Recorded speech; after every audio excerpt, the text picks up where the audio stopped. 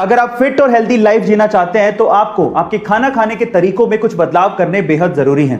उसमें से सबसे पहला बदलाव है आपको ठंडा खाना खाने की आदत छोड़नी पड़ेगी। बहुत से ऐसे लोग हैं जो कि खाने को भी ठंडा करके खाते हैं, पता नहीं क्यों, लेकिन उससे आपके डाइजेशन सिस्टम पे प्रभाव पड़ता है। आपके डाइजेशन सिस्टम को ज्यादा समय और ज्यादा एनर्जी लगती है खाना पचाने में। इसके अलावा भरपेट खाना भी नहीं खाना चाहिए, कुछ तो पेट को खाली छोड़ना ही चाहिए। आयुर्वेद ये कहता है कि भरपेट खाना ना खाने से आपका खाना बड़े आसानी से पचता है। और दूसरा, आपको व्हाइट राइस कितने भी पसंद हो, अगर आप वेट को लूज करना चाहते हैं तो आपको व्हाइट राइस यानी कि सफेद चावल छोड़ने पड़ेंगे। हाँ, इसकी जगह पे आप ब्राउन राइस खा सकते हैं, क्योंकि ब्राउन राइस में व्हाइट राइस के मुकाबले आधी ही कैलोरी होती है। गाइस, आपको ये हेल्थ टिप कैसे लगे कमेंट सेक्शन में जरूर लिखें। आम को फलों का राजा कहा जाता है और सीजन आने पर हर कोई इसके स्वाद का मजा लेना चाहता है, लेकिन जिसे शुगर या डायबिटीज है वो चाहकर भी इसके स्वाद का मजा नहीं ले पाते। उन्हें अपना मन मारना पड़ता है, क्योंकि उन्हें अपनी बॉडी का शुगर लेवल मेंटेन करना पड़ता है। लेकिन शायद अब शुगर के मरीजों को इस बात की चिंता ना करनी पड़े, क्योंकि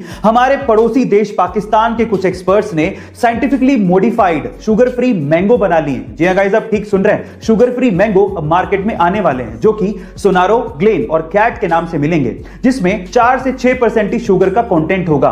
तो अब शायद शुगर के मरीज आम का मजा ले पाए। गाइस, क्या आपको इसके पहले तक इफेक्ट पता था? और अगर नहीं पता था तो कमेंट सेक्शन में जरूर लिखिएगा। इंग्लिश में से बहुत से वर्ड्स हैं जिनके बारे में हमें अच्छे से पता नहीं होता, इसी वजह से हम उन्हें गलत तरीके से इस्तेमाल करते हैं। उन्हीं में से 2 वर्ड्स हैं पॉइजनस एंड वेनमस। गाइस, मान लीजिए कि आपने कोई ऐसी चीज खाई है या फिर ऐसा कोई एनिमल खाया है जो कि जहरीला है, जिसकी वजह से आपकी मौत हो गई है। इन दैट केस वो चीज या फिर वो एनिमल आपके लिए है पॉइजनस।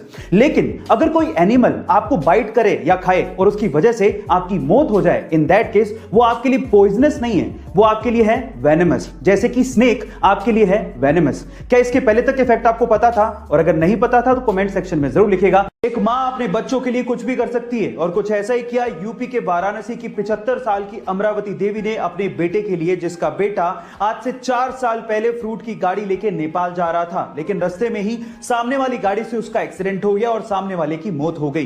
तब नेपाल पुलिस ने उस बेटे को पकड़ लिया, लेकिन बेटे का नेपाल पुलिस से यह कहना था कि एक्सीडेंट उसकी वजह से नहीं बल्कि पीछे से आने वाली गाड़ी की वजह से हुआ। लेकिन नेपाल पुलिस ने इसका यकीन नहीं किया और उसे जेल में डाल दिया।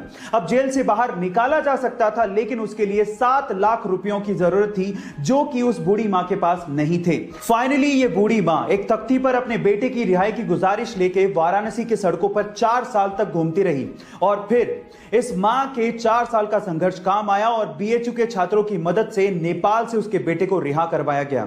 आपको इस मां के संघर्ष की कहानी कैसे लगी चैट सेक्शन में जरूर लिखिएगा। सक्सेस किसे कहते हैं या आज इस वीडियो में मैं आपको सिर्फ बताऊंगा नहीं बल्कि दिखाऊंगा भी, तो चलो दिखाता हूं। 1994 के आपकी अदालत के एक इंटरव्यू में शाहरुख खान को बुलाया गया। जब शाहरुख खान गैलरी से एंटर हो रहे थे तो वहां पर बैठा एक भी शख्स ना खड़ा हुआ ना तालियां बजाई। शाहरुख खान अंदर गए, सबके सामने हाथ जोड़कर अभिवादन किया और अपनी सीट पे जाके बैठ गए।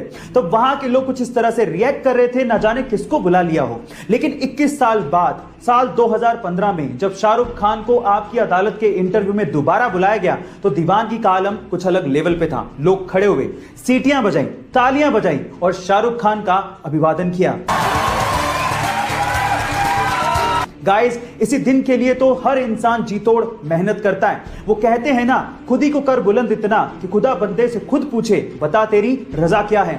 इस अंग्रेजी ने हमारी जान तो निकाल ही रखी है, और ये अंग्रेजी अंग्रेजों को भी नहीं छोड़ेगी, देख लेना।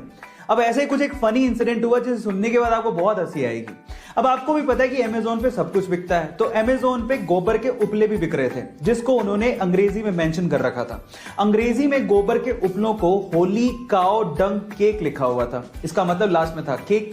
अब किसी ने उसे केक समझ के मंगवा लिया, और उसके बाद बकायदा प्रोडक्ट के नीचे रिव्यू भी लिखा, जिस रिव्यू को सुनने के बाद आपको बड़ी हंसी आएगी। उस बंदे ने लिखा कि इस केक को मैंने मंगवाया और चखने के बाद ये टेस्ट में बहुत ही ज्यादा गंदा था और इसे खाने के बाद मुझे लूज मोशन हो गया। इसके अलावा भी बहुत कुछ लिखा हुआ था, जिसे आप प्रोडक्ट साइट पे जाके रिव्यू में पढ़ सकते हो।